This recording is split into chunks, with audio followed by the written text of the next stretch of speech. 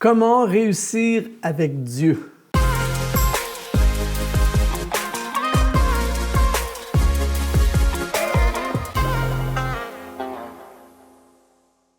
Bonjour, ici Luc Dumont d'Exponentiel. Merci encore d'être là aujourd'hui. Nous parlons de comment réussir avec Dieu et justement dans le but de tout mettre en place pour t'aider à réussir, j'ai préparé une masterclass qui s'appelle « Comment réussir ta vie et être heureux ». Tu vas dans le lien qui apparaît dans la description de cette vidéo et tu pourras accéder tout à fait gratuitement à cette masterclass. Aujourd'hui, on veut impliquer Dieu dans notre réussite. Pourquoi? Parce qu'on parle souvent dans ce monde, on parle de réussir, de réussite, les gens poursuivent la réussite à plein de niveaux, mais malheureusement, plusieurs construisent sur de mauvaises fondations. J'aimerais te proposer aujourd'hui l'ultime, la plus grande, la meilleure, la seule fondation qui est vraiment solide et qui assure une vraie réussite, c'est Dieu. Et j'aimerais partager avec toi 5 principes bibliques pour t'aider à réussir dans tous les aspects de ta vie. Pourquoi? Parce que Dieu sera dans l'équation. La première chose qu'on doit savoir si on veut réussir avec Dieu, c'est sois fidèle à ton poste. Dans le premier livre des Rois, au chapitre 19, au verset 19, on lit « Élie partit de là et il trouva Élisée, fils de Shaphat, qui labourait. Élie s'approcha de lui et il jeta sur lui son manteau. » Une scène complètement, presque à la limite loufoque, mais surtout une scène de la vie ordinaire. Il se passe ici un moment de destinée extraordinaire, mais dans un moment de vie totalement ordinaire. Et il faut comprendre aujourd'hui ici que Élie, c'est le grand prophète de Dieu, il s'en vient littéralement activer son successeur, celui qui deviendrait le prophète de la nation à sa place. Et celui qui va être choisi, c'est Élisée.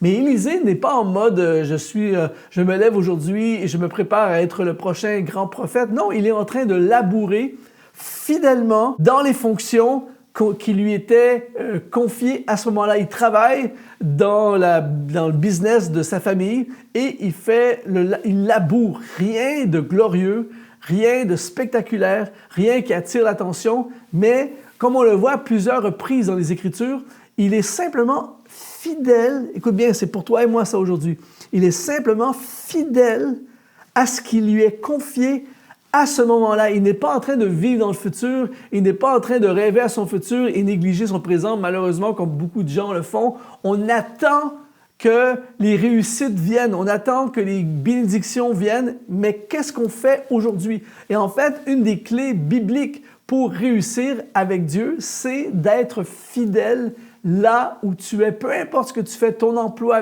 peu importe la qualité de ton emploi, peu importe le ministère que tu fais dans ton église, peu importe les tâches ou les responsabilités qui te sont confiées en ce moment, sois fidèle à ton poste et regarde bien comment Dieu va ouvrir des portes d'opportunité. Deuxième chose, sois disponible pour le Seigneur. Dans 1 Samuel, chapitre 3, au verset 4, on lit « Alors l'Éternel appela Samuel et il répondit « Me voici ». Il faut comprendre qu'à l'époque de Samuel, sa Bible nous dit que c'est une époque où les visions étaient rares, il y avait une apostasie spirituelle, il ne se passait pas grand-chose. Et il y avait même des gens qui faisaient le service de Dieu, entre guillemets, mais qui faisaient n'importe quoi en le faisant. Mais Samuel, ici, Dieu l'appelle et tout de suite, sans hésiter, la première chose qu'il dit, « Me voici ». Il se rend disponible pour Dieu. Et Dieu va toujours utiliser puissamment les gens qui sont disponibles. Il y a plein de gens qui disent « Ah, j'aimerais faire des grandes choses pour le Seigneur, j'aimerais avoir une vie extraordinaire, j'aimerais faire des hautes études, j'aimerais être béni », plein de choses comme ça. Mais quand vient le temps de faire quelque chose, ils ne sont pas disponibles. Samuel est devenu celui qui va oindre le prochain roi de la nation. Il a fait des choses absolument exceptionnelles en son temps.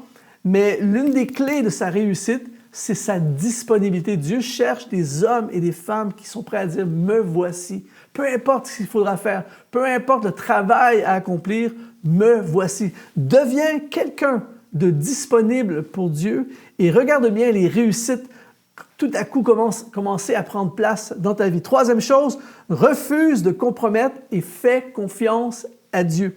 Dans le livre de Daniel au chapitre 3, verset 30, il est écrit « Après cela, le roi fit prospérer Shadrach, Meshach et Abednego dans la province de Babylone. » Et en fait, je te donne directement le punch de l'histoire, mais si tu vas juste un peu avant, le roi est profondément contre eux. Il veut jeter les gars dans la fournaise brûlante. Il est contre eux. Tout le monde est contre eux. Pourquoi? Parce qu'ils ont refusé de se prosterner devant une statue.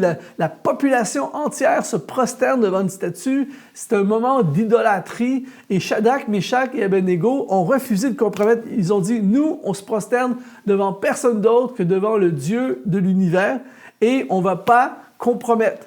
On fait confiance que Dieu va nous sauver de la fournaise ardente. Et parce qu'ils ont refusé de compromettre, parce qu'ils ont fait confiance à Dieu, eh bien, le même roi qui voulait les tuer va être celui qui va les faire prospérer et ils vont devenir des leaders politiques, des leaders dans la nation et des hommes prospères. Alors, comment on réussit avec Dieu? Eh bien, c'est simple, refuse de compromettre. Quand tu auras des opportunités de compromettre, eh bien, refuse de compromettre et même si ça te fait perdre à court terme, même si tu te fais rejeter, eh bien, fais confiance à Dieu et regarde bien les réussites que tu vas remporter. Quatrième élément pour réussir avec Dieu, c'est attends patiemment ton buisson ardent. Exode chapitre 3, versets 1 à 2. Moïse faisait paître le troupeau de Jéthro, son beau-père, sacrificateur de Madian, et il le mena, le troupeau, derrière le désert, et il vint à la montagne de Dieu, à Horeb. Et la Bible dit au verset 2, « L'ange de l'Éternel lui apparut dans une flamme de feu au milieu d'un buisson. Et Moïse regarda, et voici le buisson était tout en feu, et le buisson ne se consumait point. » La vie de Moïse va changer ce jour-là. 40 ans de désert à tourner en rond. Il a l'impression que sa destinée, c'est fini. Les rêves sont finis. Il n'y a plus rien qui se passe. Et tout à coup, bang! Le buisson ardent et sa vie va changer pour toujours. Il va être propulsé dans sa destinée. Il va être envoyé devant le Pharaon et il va devenir le libérateur de sa nation. Tu es à un buisson ardent d'une vie extraordinaire. Tu es à un buisson ardent d'être propulsé dans les plans de Dieu. Tu es à un buisson ardent de faire des choses que tu n'aurais jamais cru être capable de faire. Alors aujourd'hui, pour réussir avec Dieu, attends ton buisson ardent. Je sais, parfois, le désert, c'est long. Je sais, parfois, c'est difficile de ne pas entrer dans ce qu'on voudrait entrer. Je sais que parfois, c'est difficile de ne pas pouvoir faire exactement ce qu'on a envie de faire. Mais attends ton buisson ardent. Il y aura un buisson ardent. Et quand c'est le temps du buisson ardent, eh bien, tout ce qui est impossible peut devenir possible et c'est là qu'on a les vraies réussites. Cinquièmement, aligne ta vie avec ce que Dieu veut. Si tu veux réussir avec Dieu, aligne ta vie aujourd'hui avec ce que Dieu veut. Dans Actes chapitre 9, au verset 6, ça dit « Tremblant et saisi d'effroi, il dit « Seigneur, que veux-tu que je fasse? » J'ai enseigné souvent sur ce passage, c'est trop puissant. Pour moi, c'est un des fondements et probablement l'un des conseils que je donne le plus souvent aux gens qui viennent me voir pour leur vie. Si tu veux des vraies réussites, si tu veux réussir avec Dieu, fais cette prière. Que veux-tu que je fasse? Aligne ta vie, tes talents, ton agenda, tes finances, tout ce que tu as, aligne tout ça avec le plan de Dieu. Fais la volonté de Dieu. Fais cette prière à chaque jour. Seigneur, que veux-tu que je fasse en début d'année? Seigneur, que veux-tu que je fasse avec les finances? Seigneur, que veux-tu que je fasse avec mon temps, avec mon ministère, avec mes talents, mes connexions, tout ce que j'ai? Que veux-tu que je fasse? Je peux t'assurer que si tu appliques ces 5 principes bibliques dans ta vie à partir d'aujourd'hui, eh bien, tu vas vivre des réussites avec Dieu comme tu n'as jamais vécu dans toute ta vie. Si cette vidéo t'a parlé, t'a inspiré aujourd'hui, mets un like, ça va propulser littéralement la vidéo dans l'algorithme YouTube pour bénir le plus de gens possible dans le monde. Abonne-toi à notre chaîne YouTube également, on a des centaines de vidéos pour t'inspirer comme celle-ci. Va dans le lien qui apparaît dans la description de cette vidéo, tu auras accès à la masterclass « Comment réussir ta vie et être heureux ». Merci d'avoir été là jusqu'à la fin. Ici Luc Dumont, je te bénis et je te dis « Sois exponentialisé ».